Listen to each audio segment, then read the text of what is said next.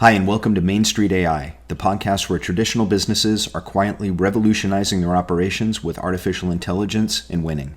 In this podcast, I sit down with industry leaders from law firms and professional services and other Main Street businesses to explore their AI journey. We dive into the opportunities they see, the challenges they're navigating, and the real impact of AI on their industries. Whether you're AI curious or ready to implement, this show brings you insights from leaders who are actually using this technology to serve customers better, empower employees, and drive profitable growth.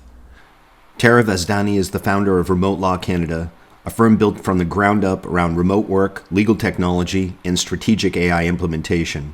Her approach is radically different from traditional law firms. She's not scaling by adding headcount. She's scaling by leveraging technology to increase efficiency while maintaining the human element that vulnerable clients desperately need. Her vision for growth: continue leveraging technology for efficiency rather than hiring more people. Expand her thought leadership role. Help more lawyers understand that AI isn't about replacing the human element, it's about freeing lawyers to do more of the work that actually requires human judgment, creativity, and empathy. Let's dive in. Hi, everyone. Welcome back to the Main Street AI podcast. This is Stephen Whittier with Satori Coach IO, and today I'm joined by Tara Vasdani of Remote Law Canada. Tara, thanks for joining. Really appreciate having you on. Thank you so much for having me. I'm excited to be here. Great. Just to get started, could you tell me a little bit about yourself and what you do with the firm from a high level? Yeah, absolutely. So I have been a practicing lawyer for about 8.5 years now. When I first entered the industry, I would say that we were not very tech forward, although some would argue that we still are not. But back then we sort of had in-person filings, in-person hearings. Absolutely nothing was happening from a tech perspective. As I began my practice in 2017, I started to become a little bit frustrated with the lack of efficiency happening in our industry. From there, I tended to write some articles for different publications, whether it was Canadian Lawyer, the Lawyers Daily, on trends that I had seen across the globe that we could apply to our Canadian industry. And whether that was in China, where they were using internet courts, in England, where they had introduced a robot mediator to mediate very straightforward economic disputes. I was sort of following these trends and wondering why we were so far behind. And that sort of sprung my interest in tech and then later AI. About 2 years into my private practice, I decided to branch off and open my own firm, which is now Remote Law Canada, that has been operating for about 6.5 years.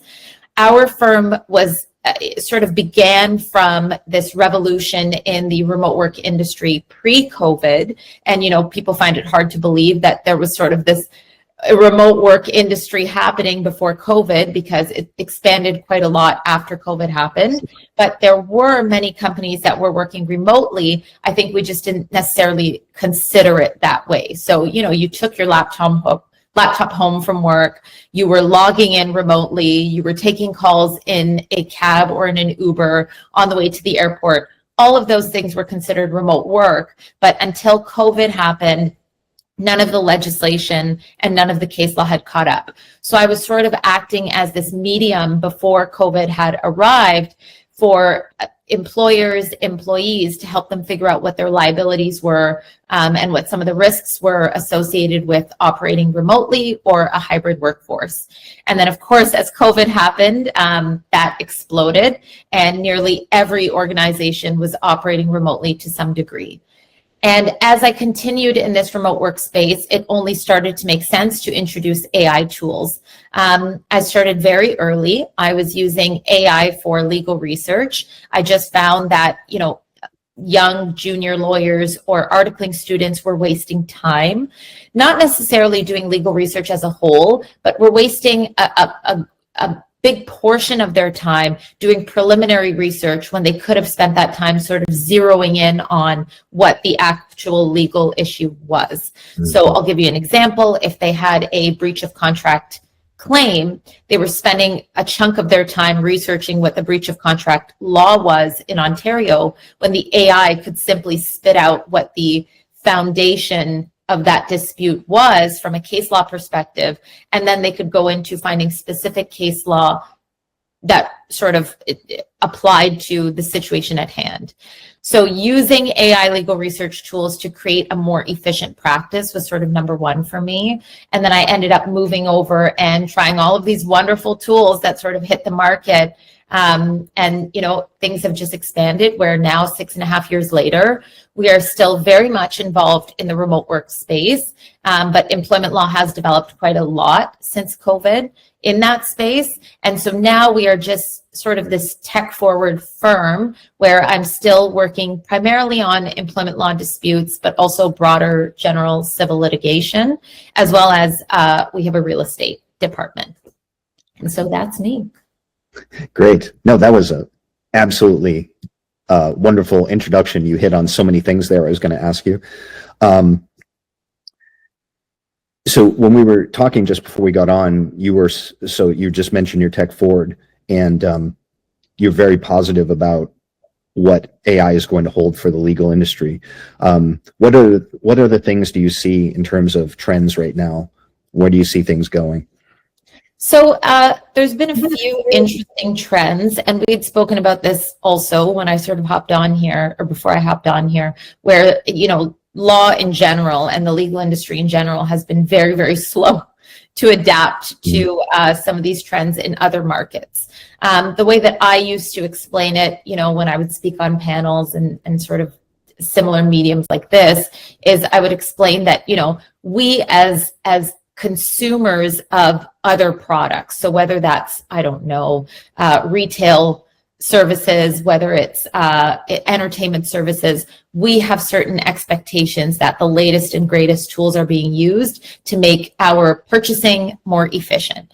And so I always said that lawyers should be operating in the same way. How do our services become more accessible and more efficient, and how are cases resolved more quickly by using these tools? And so you had mentioned trends, and I like to sort of focus on what the other trends are in other industries that we could apply to our industry. So, one of probably the most apparent that's been, recently sort of out there is content creation. Back when I started my practice, content creation simply didn't exist.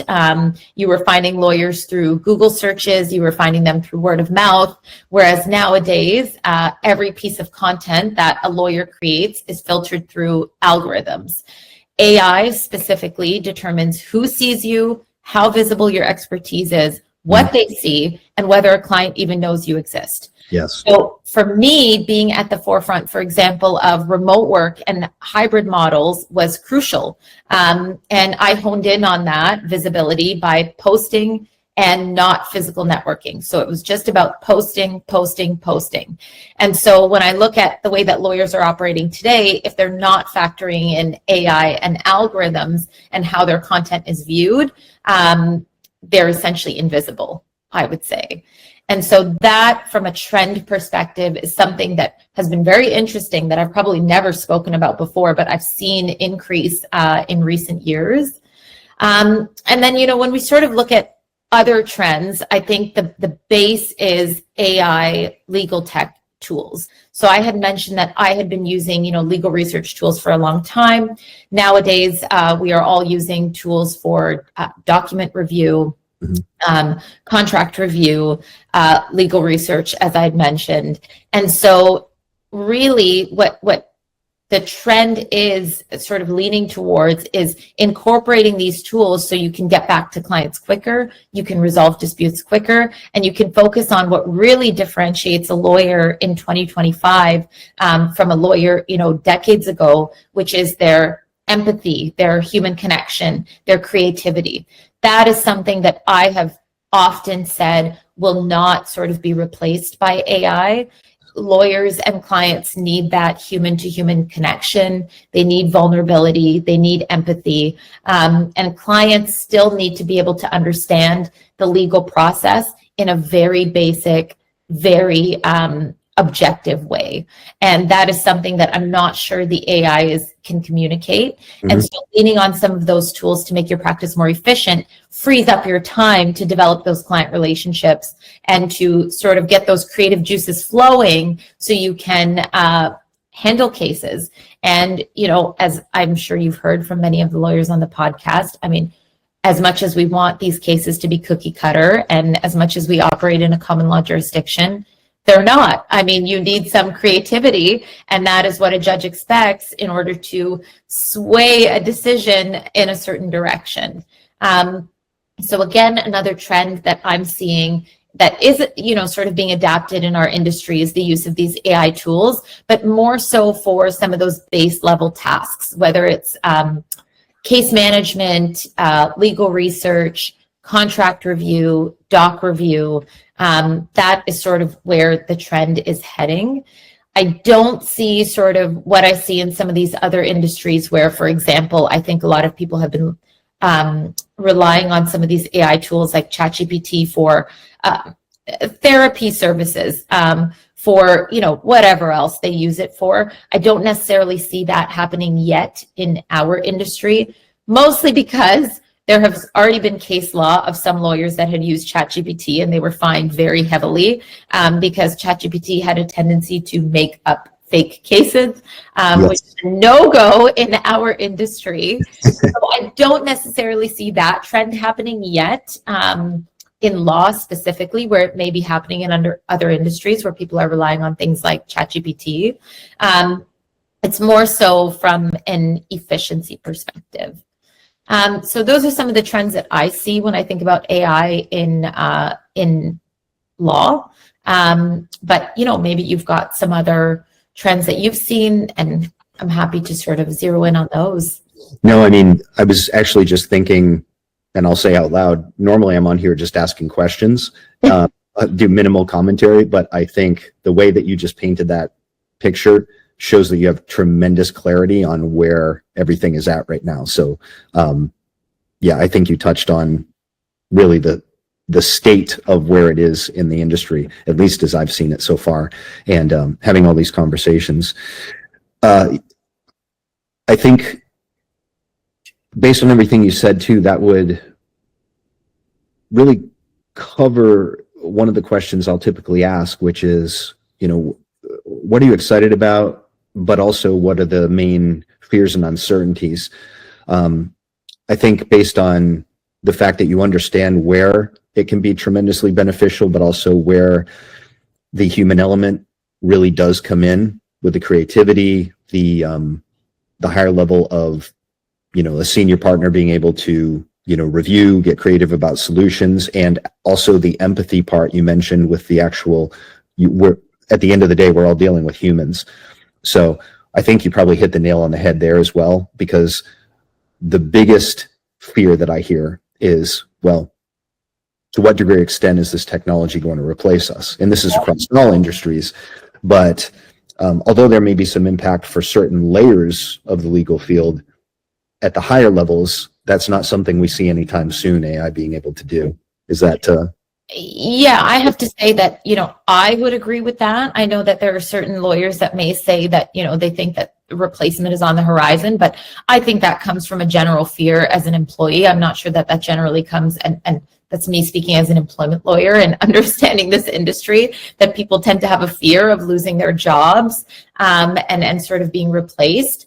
But the trend that I've seen, and I'll give a funny example, is I'm sure many people on this podcast, especially the podcast is geared towards professionals, can relate, is when you get an email from a potential client that has so clearly been written by ChatGPT or some sort of AI tool. I mean, I think that in and of itself can give you the confidence that not anytime soon will you be replaced.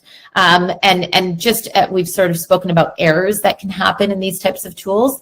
And so I am of the opinion that the replacement is sort of far-fetched, and that we will always have work, and lawyers in particular adapt very quickly. No, they don't adapt to technology very quickly, but we move with the times, and that's part of the core of our industry. We live in a common law jurisdiction, which says that, the law is this living tree. And so we continue to grow. And as certain things happen socially, as certain things happen economically, lawyers adapt. And so I think that the same will be true, that if certain processes are taken over by AI tools, all that it will do is give us the power to zero in on some of these other areas that we can expand. And so I'm sure a lot of lawyers didn't see, unfortunately, like many other industries, job losses in COVID and things like that, because we are always available, because as times change, the law needs to change as well. Yes. And so there's always room for growth in our industry. But when I think about what I'm excited about, that's probably one of the things, is that I'm excited to see the way that this industry develops and how we can apply our expertise in new and unique ways. I have the very wonderful opportunity of often speaking with younger lawyers, whether they are fresh out of law school or still in law school or have been practicing for some time. And one of the things that I tend to tell them is, when I was starting out in law, your success was sort of tied to where you were working. So if you were working for this, seven sister firm, you were highly successful. Whereas now I've seen, with the way that your career can develop simply through social media, and we had sort of talked about algorithms and content creation and posting, I tell them that you are at this amazing time in the legal industry where you can build your career as this avant-garde lawyer, who is interested in X, Y, and Z, and it has absolutely nothing to do with where you're working. And so, tying that back to what I'm excited about, you have this opportunity to develop and build these extremely unique practices, much like I had done, where I had sort of come from these firms that were not necessarily large.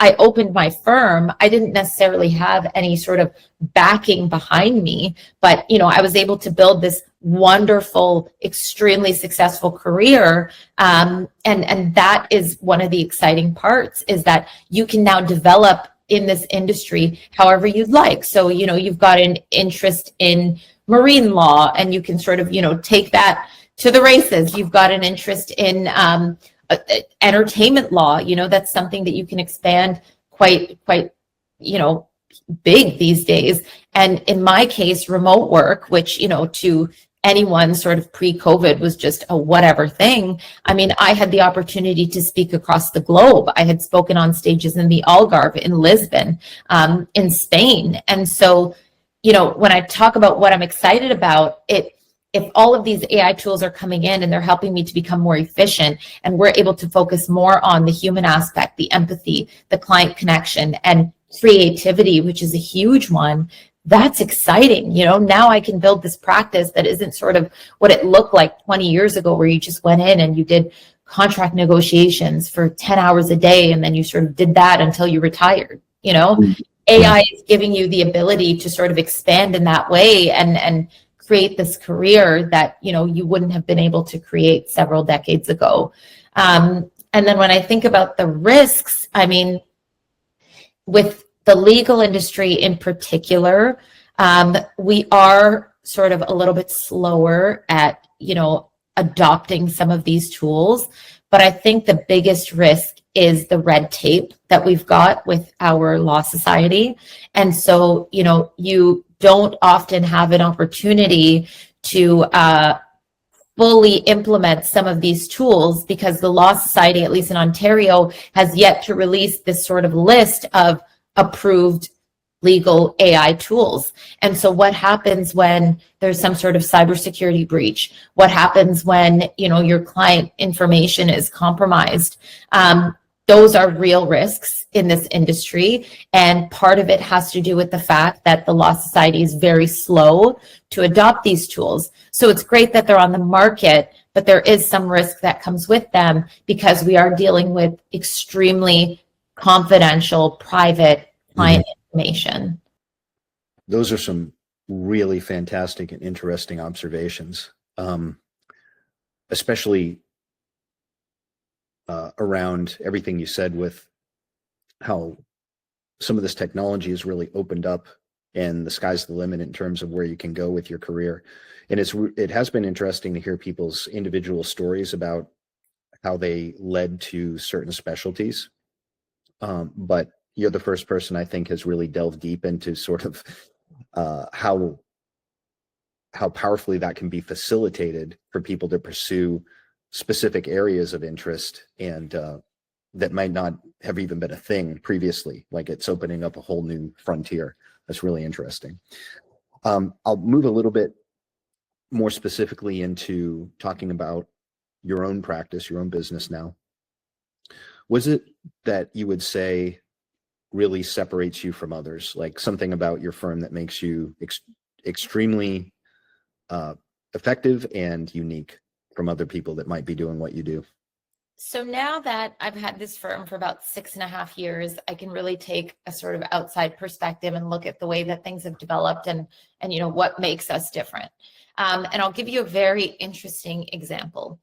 When I started my practice, much like I'm sure other lawyers, I was overworked, overwhelmed, and I was really on the hunt for a little bit more work-life balance.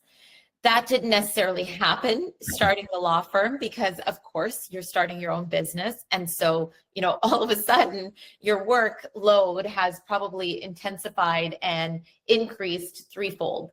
And so, that was still very much a real goal, and it took some time to get there.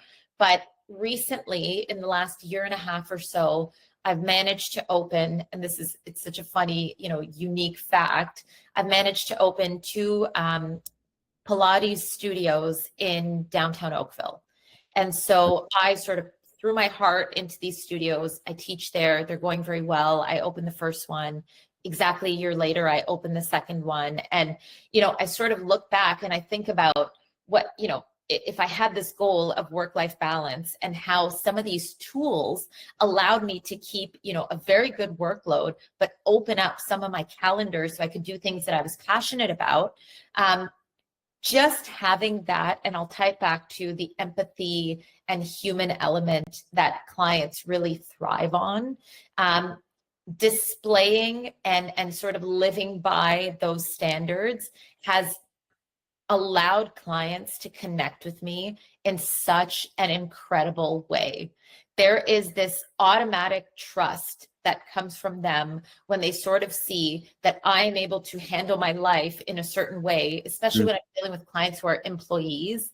They admire that quite a bit. And so I'm able to zero back in on this empathy and this human connection and tear away from being a little bit of this robot that people tend to think lawyers are, and focus a little bit more on being this human that is there and understands what they're going through and can help them and understand some of their pressures in their lives, whether it's from a business perspective, work perspective, family perspective, because those are values that I absolutely live by. So that, very interestingly has helped me to connect with the clients. And tying it back to AI, the only reason I've been able to do that is because I have such an efficient practice. If it wasn't efficient, if I was still spending all of my time doing all of this paperwork and not having these tools help me, I wouldn't be able to have half of the clients that I have. And I certainly would not be able to have the 2 additional businesses that I have that are running very well. That's fantastic.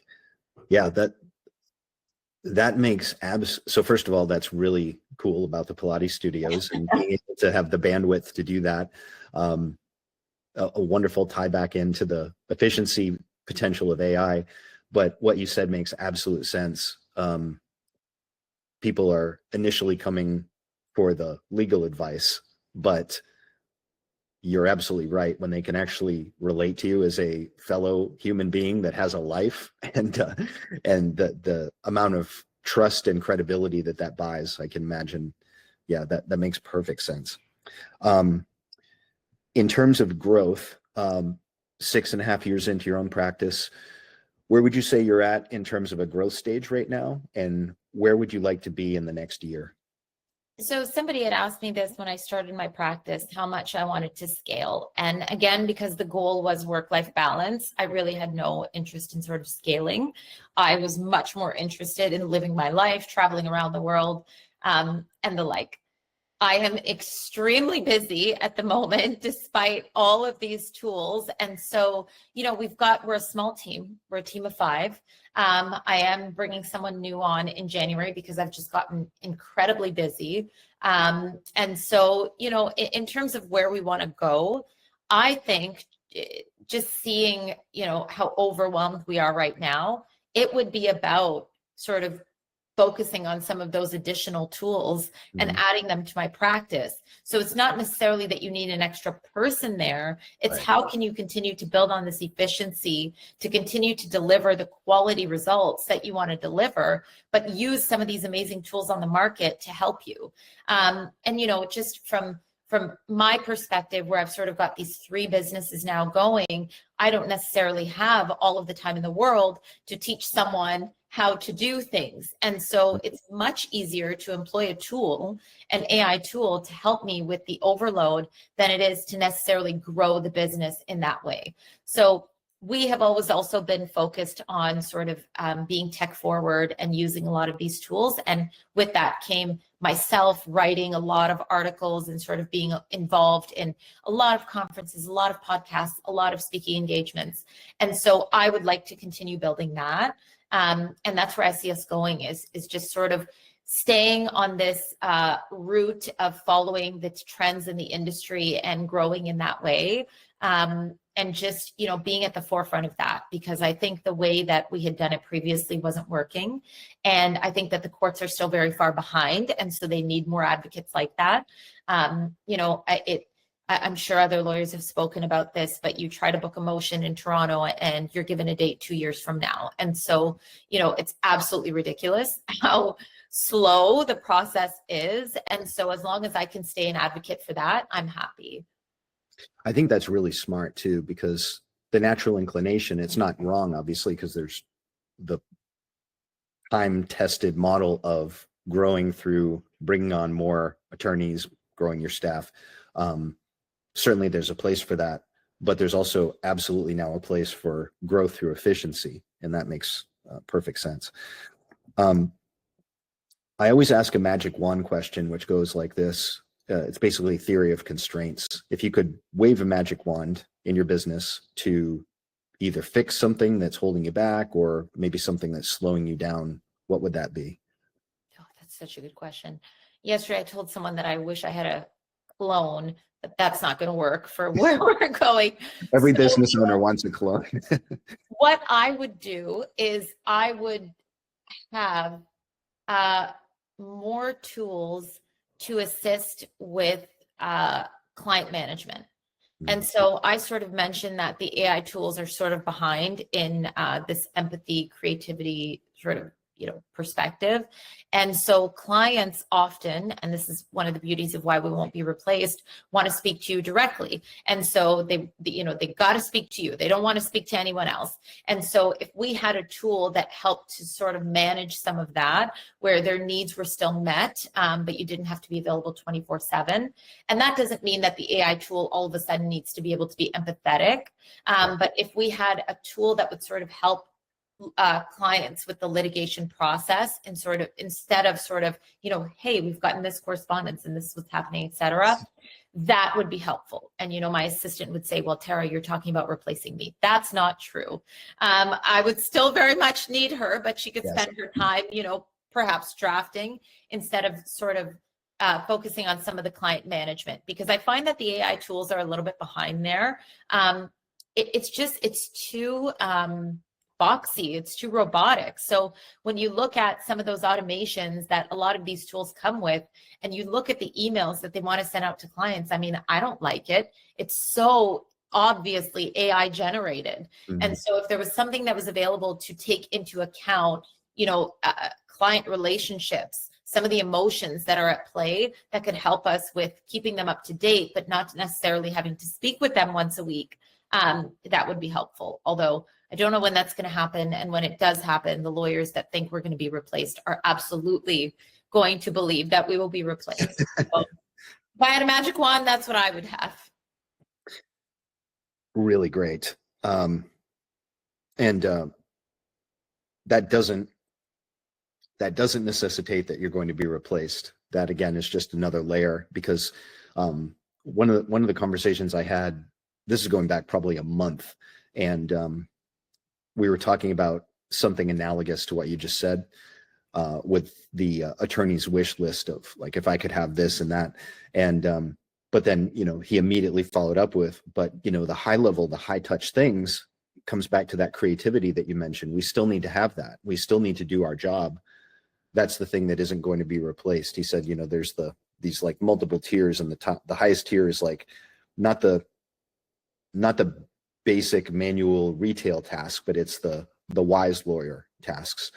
And that won't be replaced. This is just making it much easier for you to have bandwidth to be able to serve your clients better. So I think that's a really great distinction. How are people, you had mentioned way back in the beginning of the conversation, the model of client acquisition back in the day. Right now you mentioned that you're doing some content creation. That's been huge. Are you doing any advertising, or is there any other things that you're doing for your pipeline, or are you still primarily content and referrals? I don't want to give it away because it's working very well, but I will tell you that I'm doing lots of social media content creation, and I'll leave it at that. I'm not going to say which one, because then all my clients will leave me, but I'm doing a lot of social media content creation. And let me put it this way. I have not created content since January of 2025. We're now sitting in November. I get at least one new client a week from the content that I've created. Smart. It's been nearly a year since I've created a video. And so that's sort of what I was saying in the beginning. It's all about the content creation these days. And that's one of the trends that I think if lawyers, they don't hop on. And, we're very old school. So lawyers are still writing a lot of articles, and they're still doing all of that. And that's great. But the articles are for other lawyers. I don't think that they're for clients. Right. Because clients use it as an information source, but they don't call the lawyer who's written the article. They use it, they research, and then they talk to their friend and say, who do you recommend for to represent me? And then that person probably saw a video somewhere. Also a great distinction. It's like the stand-up comedians that just try and tell jokes for the other comedians sitting at the back table as opposed to the crowd. A lot of times that's missed altogether. Well, and I used to tell young lawyers when I did, a bunch of these events all the time, I told them, I said, it's great for you to go to these networking events, but are you networking with other lawyers? Like, you need to find clients. You need to go to the client events. That's where you're going to find clients. You're not going to find it from meeting other lawyers. Absolutely. And again, when you can actually come across like with a real human component to you, like you were talking about before, then that's going to make you the one that they want to call because they already feel a connection to you. Exactly. Absolutely. Where I like to always end these, because you've given some just really tremendous insights and very thorough. I didn't ask you a bunch of questions because you answered them like without me even having to ask, like bing, bing, bing. So I in the audience has gotten so much great stuff. But where I always like to move as we wrap here is from the professional to the personal, because everybody does have a personal drive, a personal why that gets them up every day and passionate about what they do, or even if they're not feeling passionate that day, they're still driven to do it. What's that for you? From a legal perspective or in general? In general. Oh, my why is helping people. And I'm sure a lot of lawyers say that, but for me, it's about helping them from a soul level. And, I'll give you a good example from this Pilates studio. The amount of cards and flowers and gifts I have gotten from clients for this becoming their safe space. And let me just make some perspective here. We've got a studio right beside us, and then another one intersection away, and then another one 3 intersections away. And so the competition is there, but they come to our place because of the way that I and my team make them feel. That for me is the why. And then as an employment lawyer, I am dealing with people who are in one of the most vulnerable moments of their lives. Yes. I've got tons of employees that, we had just done a ton of bank layoffs. Many of them, this was the only job they ever had. So they had been working there for 30, some of them 35 years. They were let go 3 years before they were able to achieve their full pension. Never let go in their entire lives. Now they're not going to get their full pension. Being able to support them and bring them there is the most incredible, most rewarding why sort of in my life. And so that is really what gets me motivated. I will say that, when I was practicing insurance litigation, I had met my husband at that time and he really hated that about me. And now I completely understand why, because I was helping the insurance company. And of course, they're humans too, but it just doesn't hit the same way that it hits with the employees. And so that's the why. It's about bringing other people peace. And again, when I've sort of got all of this support, I can focus on that. I can focus on connecting with them on a human level and bringing them happiness. And quite frankly, that's enough for me. That's beautifully said. Just to wrap, I want to give you the opportunity to let people know how to find you. So if you want to share your contact info, and I'll also put it in the description, of course. Absolutely. So we've got a website. It's remotelawcanada.com. In there, you've got a contact us form. My direct email address is Tara, Tara, at remotelawcanada.com. If you can't get a hold of me, you reach out to my assistant, Lori-Ann. She is Lori, Lori-Ann, A-N-N, at remotelawcanada.com. I'm on Instagram. I'm on LinkedIn. So you can find me in any of those avenues. Fantastic. Thank you so much for today. This was really fantastic. Just a great interview, great insights, and I learned a lot from talking to you. So I appreciate it. Thanks for having me, Stephen. I'm excited to check out some of the other episodes. Great. All right. Take care. Bye.